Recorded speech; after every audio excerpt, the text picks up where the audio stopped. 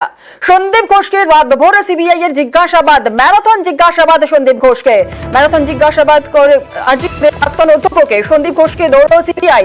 হাজিরা না দেওয়ায় গতকালই রাস্তা থেকে পাকড়াও করা হয় সন্দীপ ঘোষকে। পাকড়াও করে সন্দীপকে সিজিওতে নিয়ে যাওয়া হয় এবং সন্দীপকে হাজিরা দিতে এর আগেও নোটিশ দেওয়া হয়েছিল, ইমেল করা হয়েছিল, কিন্তু সন্দীপ ঘোষ তিনি কোনো রকমই সদুত্তর দেননি এবং অবশেষে সন্দীপ ঘোষকে পাকড়াও করা হয় এবং রাতভর তাকে জিজ্ঞাসাবাদের প্রক্রিয়া চলে। সরাসরি সিজিও থেকে আমাদের প্রতিনিধি অর্পিতা হাজরা রয়েছে, সরাসরি চলে যাব অর্পিতার কাছে। অর্পিতা, রাতভর ম্যারাথন জিজ্ঞাসাবাদ, একাধিক প্রশ্নের সম্মুখীন হচ্ছেন এই সন্দীপ ঘোষ, তিনি কি সমস্ত প্রশ্নের উত্তর দিচ্ছেন? ঠিক কি এই মুহূর্তে আপডেট পাওয়া যাচ্ছে? অনেকটা সময় অতিক্রান্ত হয়ে গিয়েছে, সিবিআই সূত্রে কি জানতে পারছো?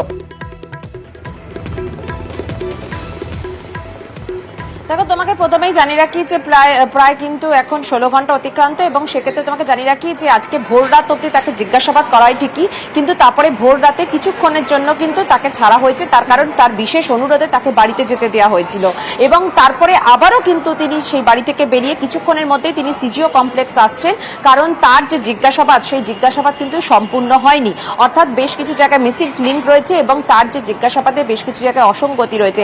সেই কারণে কিন্তু এই সন্দীপকে কিন্তু আবারও কিন্তু অর্থাৎ প্রাক্তন যিনি কিনা অধ্যক্ষ সেই সন্দীপ ঘোষকে কিন্তু আবারও তলব করা হয়েছে আজকে, অর্থাৎ আজকে কিছুক্ষণের জন্য তাকে ছাড়া হলো।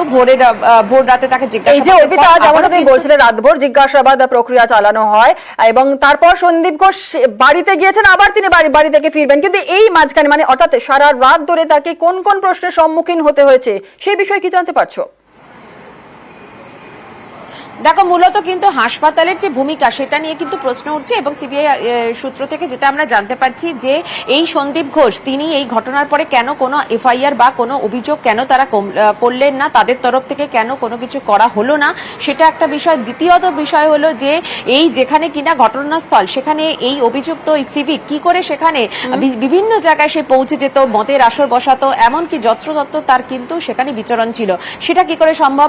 এবং এই প্রাক্তন যে সমস্ত সদ্যপ্রাপ্ত যে সমস্ত সুপার বা অন্যান্য যারা রয়েছেন চেস বিভাগের যিনি কিনা প্রধান, তারাও কিন্তু বয়ান দিয়েছে, কিন্তু সন্দীপ ঘোষ তিনি কিন্তু বয়ান প্রথমে দিতে চাননি, তাকে নোটিশ পাঠানো হয়েছিল, তিনি সোজাসুজি তিনি দ্বারস্থ হয়েছিলেন হাইকোর্টের, কিন্তু তারপরে শেষ পর্যন্ত কিন্তু এই সন্দীপ ঘোষকে রাস্তা থেকে নিয়ে এসে সিবিআই আধিকারিকরা সরাসরি কিন্তু গতকালকে রাত্রেবেলা জিজ্ঞাসাবাদ করে। আজকে তাকে কিছুক্ষণের জন্য তারই বিশেষ অনুরোধে আজকে তাকে কিছুক্ষণের জন্য ছাড়া হয়েছিল, কিন্তু আবারও তিনি আসছেন, কারণ তাকে সিবিআই আধিকারিকরা স্ট্রিক্টলি শুধু কিছুক্ষণের জন্য কয়েক ঘন্টার জন্য তাকে যেতে দেওয়া হয়েছিল, কিন্তু আবারও কিন্তু তাকে এখানে নিয়ে আসা হচ্ছে, এমনটাই কিন্তু সিবিআই সূত্র থেকে খবর। ফলে স্বাভাবিকভাবে কিন্তু সিজিও কমপ্লেক্সে আর কিছুক্ষণের মধ্যেই সন্দীপ ঘোষ অর্থাৎ প্রাক্তন এই অধ্যক্ষ তিনি ঢুকবেন এবং ঢোকার পরে কিন্তু তাকে আবারও সেই জিজ্ঞাসাবাদ পর্ব কিন্তু শুরু হবে।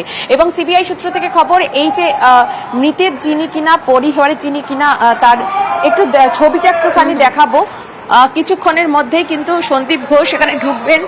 আমি একটু ছবিটা একটু দেখানোর চেষ্টা করছি, কিছুক্ষণের মধ্যে দেখো এই মুহূর্তে কিন্তু সন্দীপ ঘোষ তিনি এখানে ঢুকলেন। দেখো, এই মুহূর্তে সন্দীপ ঘোষ তিনি কিন্তু পিছন দিক থেকে সিজিও কমপ্লেক্সের পিছন দিক থেকে সংবাদ মাধ্যমকে এড়ানোর জন্য পিছন দিক থেকে কিন্তু সন্দীপ ঘোষ ঢুকলেন। এই মুহূর্তে কিন্তু বলবেন না যে আমাকে অ্যারেস্ট করা হয়েছে, এই মুহূর্তে সিজিও কমপ্লেক্সে আবারও কিন্তু সন্দীপ ঘোষ তিনি ঢুকলেন। সেই ছবি তুমি দেখতে পাচ্ছ, সন্দীপ ঘোষ একেবারে সংবাদ মাধ্যমকে এড়িয়ে পিছনে যে সিজিও কমপ্লেক্সের যে দরজা রয়েছে সেই দরজা দিয়ে কিন্তু সিজিও কমপ্লেক্সে তিনি ঢুকলেন এবং পরিষ্কার করে কিন্তু একটা বিষয় যে আজকে তাকে জিজ্ঞাসাবাদ ফের তাকে করা হবে। সিবিআই সূত্র থেকে খবর যে এই হাসপাতালের যে ভূমিকা তা নিয়ে কিন্তু যথেষ্টভাবে সন্দিহান সিবিআই আধিকারিকরা। শুধুমাত্র তাই নয়, ময়নাতদন্তের যে রিপোর্ট সেই রিপোর্ট অনুসারে বেশ কিছু জায়গায় ধোঁয়াশা রয়েছে, সেই কারণে সিবিআই কর্তারা তারা কিন্তু জিজ্ঞাসাবাদ করে 3 ময়নাতদন্তকারী চিকিৎসককে। সেক্ষেত্রে আজকে এই সন্দীপ ঘোষ অর্থাৎ প্রাক্তন অধ্যক্ষ বা প্রিন্সিপাল সেই সন্দীপ ঘোষকে কিন্তু আবারও আজকে জিজ্ঞাসাবাদ পর্ব চালু হবে কিছুক্ষণের মধ্যে এবং তার বয়ান রেকর্ড করা হবে।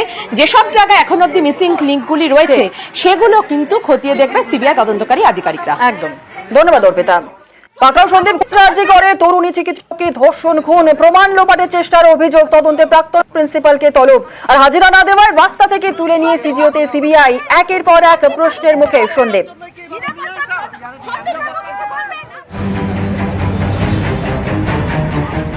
তরুণী চিকিৎসক খুন ধর্ষণের অভিযোগ। এরপরেই আরজি করের প্রাক্তন প্রিন্সিপাল সন্দীপ ঘোষের বিরুদ্ধে সরব হন আন্দোলনকারীরা। ভুরি ভুরি অভিযোগ রয়েছে সন্দীপের বিরুদ্ধে। শুক্রবার কলকাতা হাইকোর্টের ভৎসনার মুখে পড়েন আরজি করের প্রাক্তন অধ্যক্ষ। সিবিআই নোটিশের মুখে রক্ষা কবচ চেয়েও পাননি।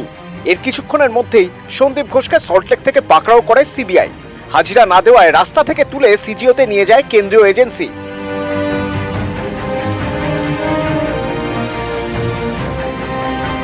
সিবিআই আধিকারিকরা তাকে রাস্তা থেকে তাকে পাকড়াও করে তাকে নিয়ে এলেন কেন? তার কারণ হলো যে তাকে নোটিশ দেওয়া হয়েছিল, তাকে ফোন করা হয়েছিল, ইমেলের মারফতে যোগাযোগ করার চেষ্টা করা হয়েছিল, কিন্তু কোনোভাবেই তিনি কোনো রিপ্লাই করছিলেন না। জানা গেছে সন্দীপকে একের পর এক প্রশ্ন করতে থাকেন তদন্তকারীরা। হাসপাতাল কর্তৃপক্ষ হিসেবে কেন আপনি অভিযোগ দায়ের করেননি? পরিবারকে হাসপাতালের তরফে কেন বলা হলো সুইসাইড? ইনকোয়েস্ট রিপোর্টে উল্লেখ ছিল 10টি আঘাতের চিহ্ন, তারপরেও কিভাবে বলা হলো এটা আত্মহত্যা? হাসপাতালের তরফে কি তাহলে ধামাচাপা দেওয়ার চেষ্টা হয়েছিল? প্রাক্তন সুপার চেস্ট বিভাগের প্রধানের বয়ান রেকর্ড করা হয়েছে। আপনি কেন হাজিরা এড়াচ্ছিলেন? কেন নোটিশের জবাব না দিয়ে হাইকোর্টে রক্ষা কবচ চাইতে গেলেন? হাসপাতালও নিজের গাফিলতি ঢাকতে ঢাল হিসেবে রক্ষা কবচ চাইছিলেন। কিভাবে সেমিনার হলের ভিতরে ঢুকে পড়ল সিভিক ভলেন্টিয়ার সঞ্জয়? টাকা নিয়ে রোগী ভর্তি থেকে হাসপাতাল চত্বরেই মদ খাওয়ার অভিযোগ রয়েছে সঞ্জয়ের বিরুদ্ধে। আপনি কি কিছুই জানতেন না? বৃহস্পতিবারের পরে শুক্রবারও সিজিওতে তলব করা হয়েছিল আরজি করের অপসারিত সুপার সঞ্জয় বশিষ্ঠ এবং চেস্ট মেডিসিন বিভাগের প্রধান অরুণাভ দত্ত চৌধুরীকে। বৃহস্পতিবার সিবিআই এর জিজ্ঞাসাবাদের মুখে পড়েন আরজি করের ফরেন্সিক মেডিসিন বিভাগের অধ্যাপক রীনা দাসও। তরুণী চিকিৎসকের দেহের পোস্টমর্টেম করেছিলেন তিনি। তদন্তের স্বার্থে যা দরকার তাই জিজ্ঞাসা করা হয়েছে। প্লিজ, আমি কিছু বলবো না, প্লিজ।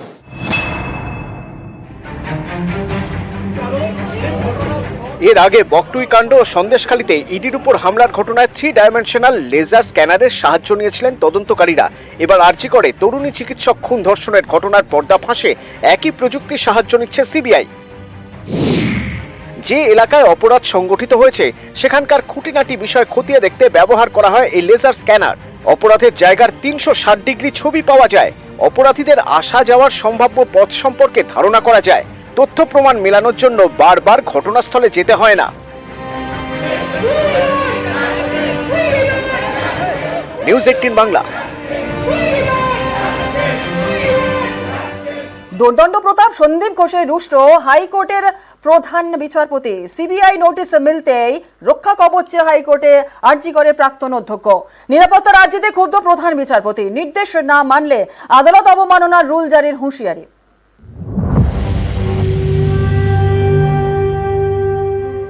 সন্দীপ ঘোষ আরজিকর হাসপাতালের প্রাক্তন প্রিন্সিপাল।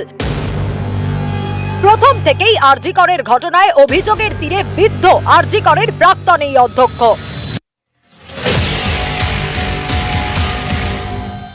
এবার রক্ষা কবচ চেয়ে হাইকোর্টের দ্বারস্থ হতেই সন্দীপ ঘোষকে তীব্র ভর্ৎসনা কলকাতা হাইকোর্টের। নিরাপত্তার আর্জিতে ক্ষুব্ধ প্রধান বিচারপতি। আরজি করের ঘটনায় প্রথম থেকেই সন্দীপ ঘোষকে সরানোর দাবি ছিল আন্দোলনকারীদের। তার বিরুদ্ধে স্বজন পোষণ, আর্থিক জালিয়াতি এবং পদের অপব্যবহারের মতো অভিযোগ উঠেছে। পদত্যাগ করার পরেও তাকে ন্যাশনাল মেডিকেল কলেজে বদলি করা হয়েছিল, যদিও হাইকোর্টের নির্দেশে সেই পদে আর যোগ দিতে পারেননি সন্দীপ ঘোষ। হাইকোর্টের চাপে বিপদ বুঝে ছুটিতে চলে যান সন্দীপ।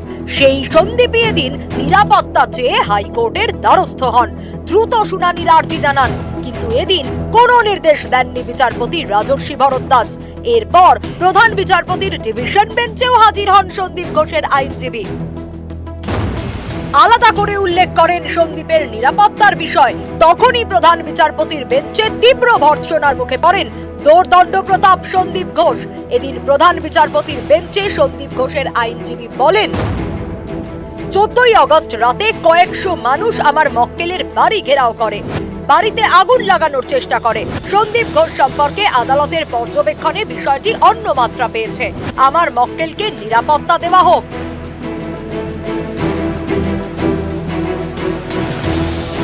তখন প্রধান বিচারপতি বলেন, সন্দীপ ঘোষ তো অনেক ক্ষমতাবান, প্রভাবশালী ব্যক্তি, প্রশাসন তো সঙ্গেই আছে।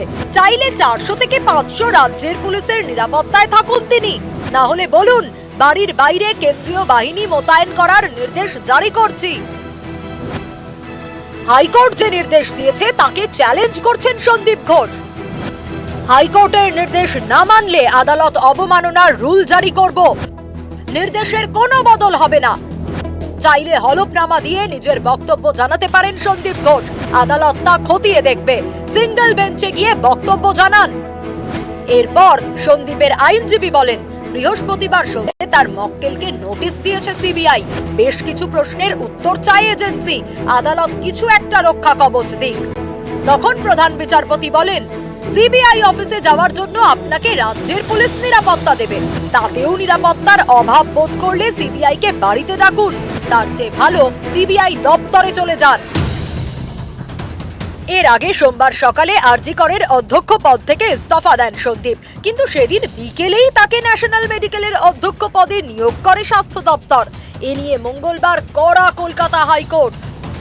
প্রধান বিচারপতি টি.এস. শিবজ্ঞানম বলেন, অধ্যক্ষ এত ক্ষমতাশালী যে ইস্তফার 4 ঘন্টায় ফিরে আসেন। আরজি করের প্রাক্তন অধ্যক্ষকে বিকেল 3টে পর্যন্ত সময় দিচ্ছে আদালত। মঙ্গলবারই তিনি ছুটির আবেদন করুন, না করলে অপসারণের নির্দেশ জারি করবে আদালত।